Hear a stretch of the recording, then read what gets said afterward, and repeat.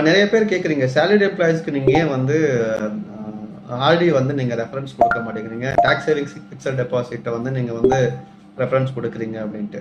Very simple time. நீங்கள் ஆர்டிங்கிறது ஒரு long term ப்ராசஸில் நீங்கள் வந்துருக்கிறீங்க.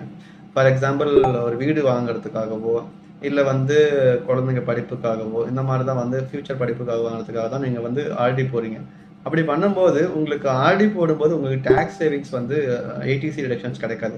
இதே நீங்கள் வந்து டேக்ஸ் சேவர் எப்படி அப்படி போகும்போது உங்களுக்கு வந்து அப் டு 1.5 lakhs வரைக்கும் வந்து நீங்கள் அதில் என்ன அமௌண்ட் இன்வெஸ்ட் பண்ணுறீங்களோ அதை உங்களோட டோட்டல் சேலரியிலேருந்து ரிமூவ் பண்ணிடுவாங்க. ஸோ அது வந்து டிடக்ஷனாக உங்களுக்கு கிடைக்கும் அந்த செக்ஷன் 80C படி. ஸோ அப்படி பார்க்கும்போது டேக்ஸ் சேவர் எப்படி வந்து இன்ஸ்டெட் ஆஃப் ஆர்டியை விட பெனிஃபிட்டாக இருக்கும். ஆர்டியோட ரேட் ஆஃப் இன்ட்ரெஸ்ட்னு பார்த்தீங்கன்னா சேம் 6.5% தான் இருக்குது. ஒரு நல்ல டேக்ஸ் சேவர் எப்படியோட ரேட் ஆஃப் இன்ட்ரெஸ்ட்டும் அரௌண்ட் 6.5 தான் இருக்குது. 6.5 ஆர் 6.35 தான் இருக்குது. ஸோ பெரிய வித்தியாசம் கிடையாது. ஆனால் நீங்கள் கட்டக்கூடிய டேக்ஸ் இன்கம் டேக்ஸை பொறுத்த வரைக்கும் ஆர்டிக்கு வந்து நீங்கள் ஃபுல்லாக டேக்ஸ் கட்டுவீங்க, டேக்ஸ் சேவர் எஃப்டிக்கு வந்து நீங்கள் டேக்ஸ் கட்ட மாட்டீங்க.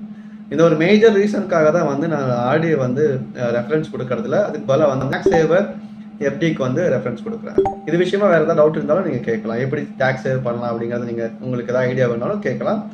I will guide you. Thank you.